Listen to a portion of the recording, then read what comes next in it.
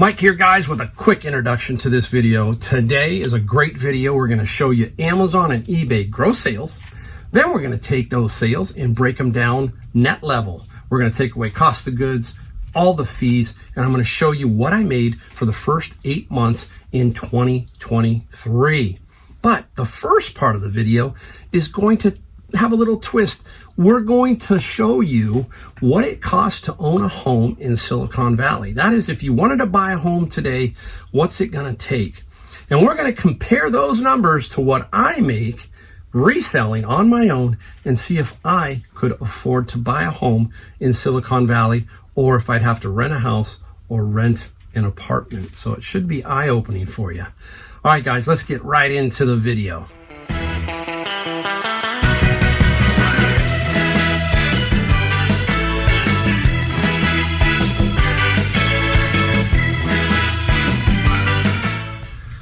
Hey everybody, welcome. Mike, the Golden State Picker, in my garage with a good video today. We're going to break down the first 3 quarters of 2023 on Amazon and eBay. We're going to show you the gross and try and break it down a little bit further into some net so you can kind of see where I stand for the year and if it is something that you could achieve by selling on both platforms. I sell on both Amazon and eBay. We're going to talk about my area, my geographical area where I live, because it's pertinent to me and your area is going to be pertinent to you. So these numbers, don't use them because they're different for everybody. This is just kind of a keystone idea, give you an idea of what is possible if you can really make it work. I hustle a lot. I will tell you, I do hustle quite a bit. I also take time off. This year I will have spent another 2 months on vacation. That means I was not out picking and I was not out packaging. So for 2 months of the year, it was, in North Carolina visiting my daughter or taking a trip, something. That's what it's going to equal out to by December. Will be 8 weeks of time away from actually searching and all that kind of stuff. So keep that in mind.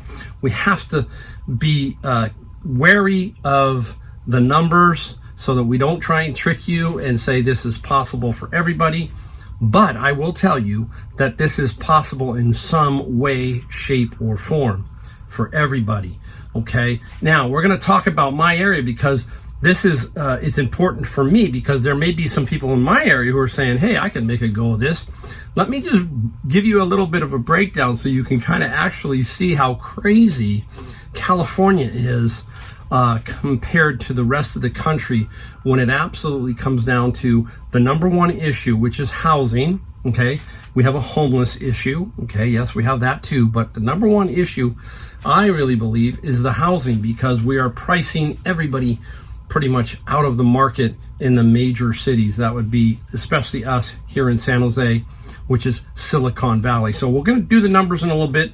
Just stick with me as I build the video so you kind of can get a feel for what would happen to me. Let's say that I was trying to buy a home in the Silicon Valley or something along those lines. I was going to rent. Give you some ideas of what it takes here in Silicon Valley to purchase a home, which is what everybody needs. You need a home to start, right? You got to have a home base. And if you're going to be a reseller, you're going to need some space. I use this garage. It's a 2-car standard garage, nothing fancy. Everything is in here. I have 1,700 items up. I do have some bins, some storage facilities alongside the house for the books, but pretty much right here, it's jammed in pretty tight. All right. Now, I started off by doing some research on what it costs to basically buy a house here, income-wise and all of that. So basically, I will put some stuff up here coming across, and I will read this to you. So I think you're going to be pretty shocked. Some of you won't. All right, the city of San Jose now estimates a salary earning $64 an hour is needed to rent an average 2-bedroom apartment in the city. Now, this is San Jose. This is not talking about San Francisco and so forth. If you go into Palo Alto, that's different. That is Facebook territory. That is Google territory, Mountain View. It's even higher there. Okay, so please keep that in mind. This is San Jose. And what about owning a home? The city estimates someone needs to earn, listen to this, $175 an hour to purchase an average home in San Jose. Now that would be two incomes. We're talking one person, okay? This would be one person. Get that, $175 an hour. You can divide that out, right? That's what, 80 some dollars an hour per person, okay, if you have two people earning. And that's what goes on in this valley a lot. There are a lot of two-person earners in the family here, and that is what is driving a lot of our home prices. They don't build, let's put it this way, we are out of space, and we have a lot of cities that are outside our area that are putting building restrictions. So there are no more homes like mine being built. It is now these townhomes and stuff like that. No more single family homes. If they are usually very expensive because of the cost of new construction. You hear that, hey, we need to build more housing. With everything being so expensive, from land to materials to labor to all of that, there is no more affordable housing here in San Jose, and that's a pipe dream if these politicians continue to talk that way. The only way it would be affordable is by the city or the state subsidizing people's housing. That's the only way, because all these other costs are extremely expensive to build new housing. All right, get this.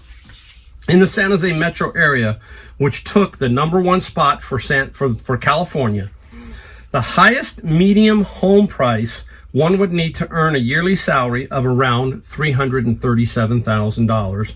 Or get this, break it down a little further for you, $28,000 a month, to afford the medium home price. All right, here it comes, $1.88 million.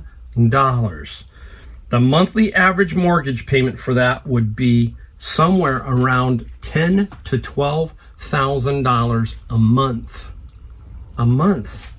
Now, throw the property taxes on top of. Let's round it to $2 million. It's about 1.25%. So let's just call it $20,000 a year.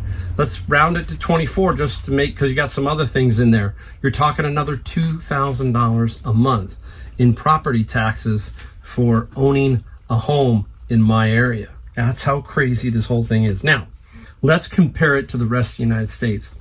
According to the report, the U.S. median household income is $67,500, meaning that the average family could afford to buy a home in just 15 of the 50 major cities ranked, okay? That's from the most populous down. So you can imagine that if only 15 out of 50 can afford it, the top 10 are probably all gone. You can't, in the top 10 cities, you probably can't at $67,500. That's what it takes. So it's really unbelievable what is basically going on, especially in my area. But it's going everywhere. I'm in North Carolina. The houses there, my son-in-law's house, they paid, I believe, $219 just 3 years ago. Now it's over $300,000. So we're seeing a lot of this effect across the country, and it's getting harder and harder. So you need some extra income, reselling, and your job. I mean, you can get where I'm going at. Now, I'm going to show you that $1.89 million home, a picture of what one would look. I pulled it off of Zillow. I should say my wife did. So here's the picture. I'm putting it up for you. It is 4 bedrooms, 2 baths, 1,458 square feet, and $1.89 million. That's what they're asking for. That home is very close to where my wife's father lives. Okay, my wife's father bought in the 1960s. So here we go. This is the big one. He paid $15,500 for the house that is. This is not his, obviously, but very similar size. He's got a corner lot. It's actually better than this one, believe it or not. And he paid $15,500, and I think his monthly payment was $125 or something along those lines, $175. It was a really ridiculous number. But the really crazy thing was the paperwork entailed to do that. And it was all typewritten. There was like 4 pages. That was it to buy the home back in 1965. So got to keep that in mind when you see my numbers, okay? And we're going to have some fun with them, and we'll see, could I basically survive here on my own? It's going to be interesting, right? All right, so here we go. So we're going to start off with the Amazon. We're going to give you the Amazon numbers right here. I'll put the thing across and I'll read some stuff out. So basically, this is going to be my gross at first, okay? My gross sales on Amazon for the first 8 months of 2023, $123,821. Okay, but Amazon takes a ton of fees. Amazon is the beast. The only way you can make it really work with the beast is you've got to feed the beast a lot of inventory. And if you slow down, you will see it 2, 3, 4 weeks down the road. It just is that important to keep feeding them. They take fees. They took expenses of $72,202. And I can hear everybody go, oh my goodness. But if you know the way I think and the way I work, basically everything I sent into Amazon is pure profit because of the way I work with my bins. That is in another video.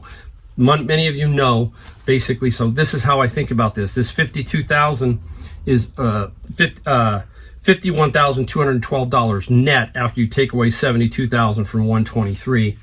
$51,000 is left over. That would be basically pure profit, okay? I got a fly in here. I'm going to kill him. I'm having fun. I'm battling him. So anyhow, that is basically the Amazon numbers right there. Let's go into the eBay numbers. Okay, now, eBay is $103,396 of gross sales, not profit, but gross sales. Okay.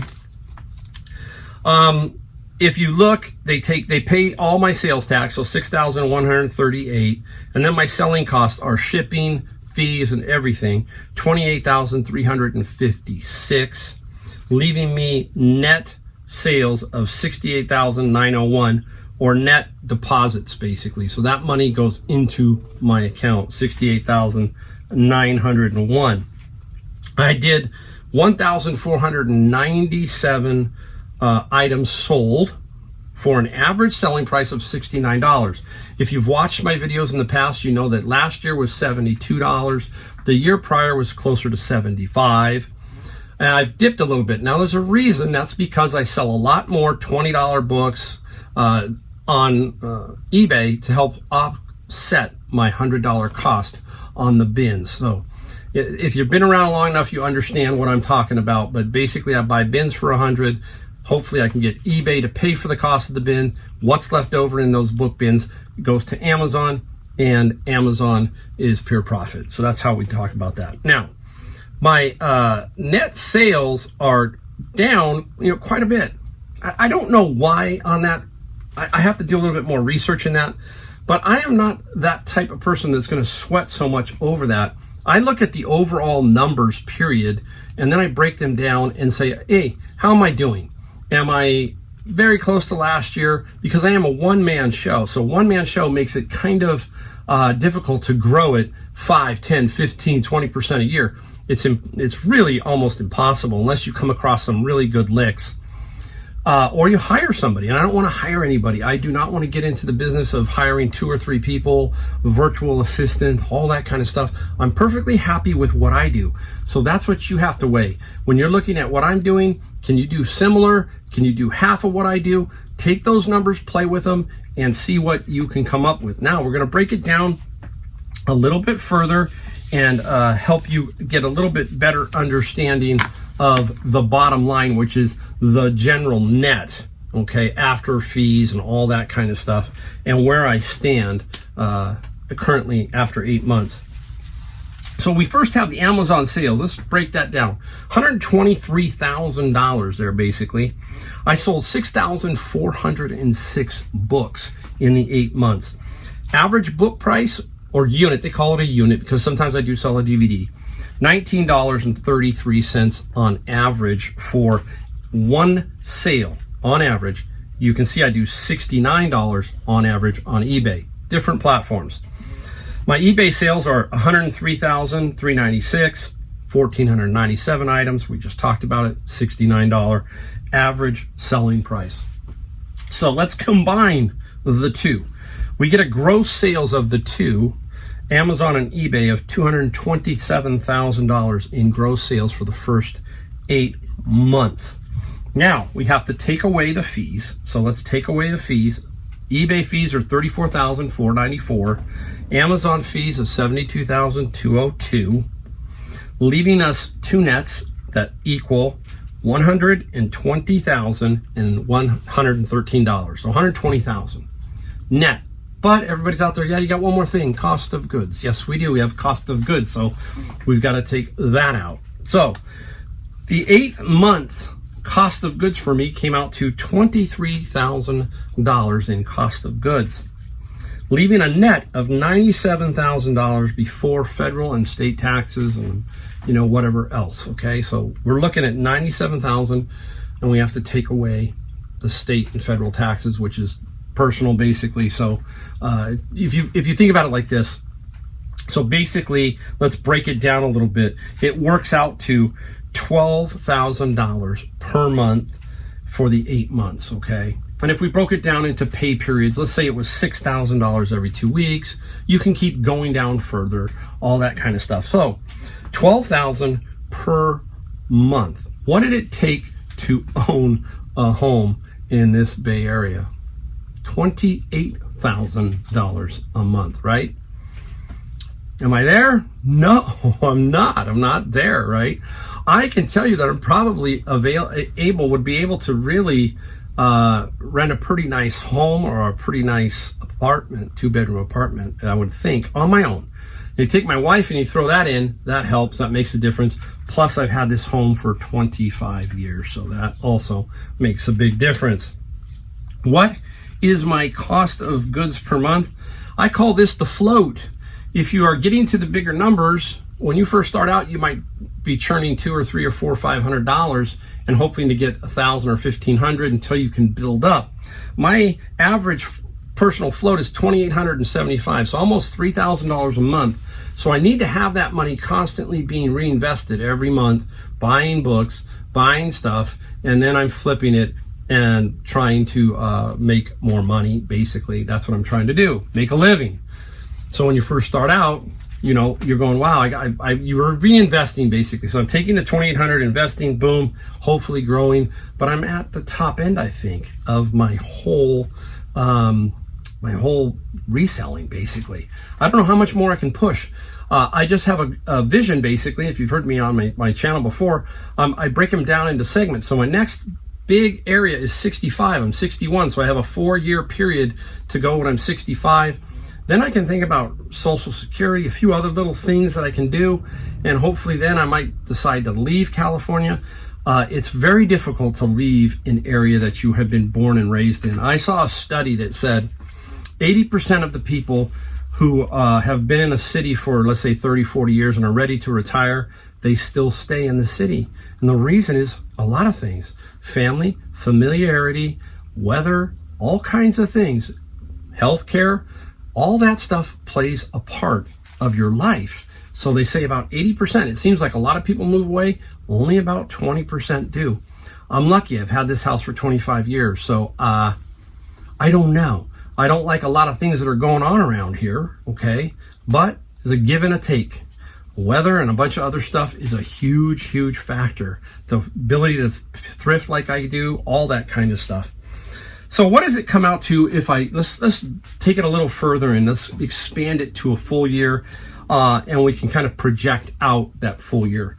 So the full year, if we project it out and do some dollar averaging and stuff, my gross sales are going to be right around $340,000 for eBay and Amazon combined. That's what I'm projecting by the end of the year. That's right about what I did last year. If it's a little less, that's okay. As long as, I think I don't try to put so much as crunch the numbers every month. I like to just sit there and I have my wife take care of all the bills, except for I do a couple. I do 2 or 3, but they're automatic basically. But she does everything every Saturday. So I go out and thrift, and I use a card, and then I pay. I use a card, and then every Saturday she clears the card. Okay, then we can sit down and say, hey, what are we doing? But I'm not a nitpicker about the numbers. What matters the most is what is in your bank account at the end of every month. Is it growing a little bit? And at the end of the year, that's all that matters. And if you can grow and you can put money in savings, because you got to save for the tax man, absolutely important. So think about this. I would probably say I would have to save $200 to $2,500 a month minimum, maybe a little bit more, maybe three would be a good thing to say for taxman. Think about that. 3,000. Okay, you'd have to, if you're doing the kind of numbers I'm doing in general. So 2,500 to 3,000 is what I'm saying. Most people will. I tell people just save.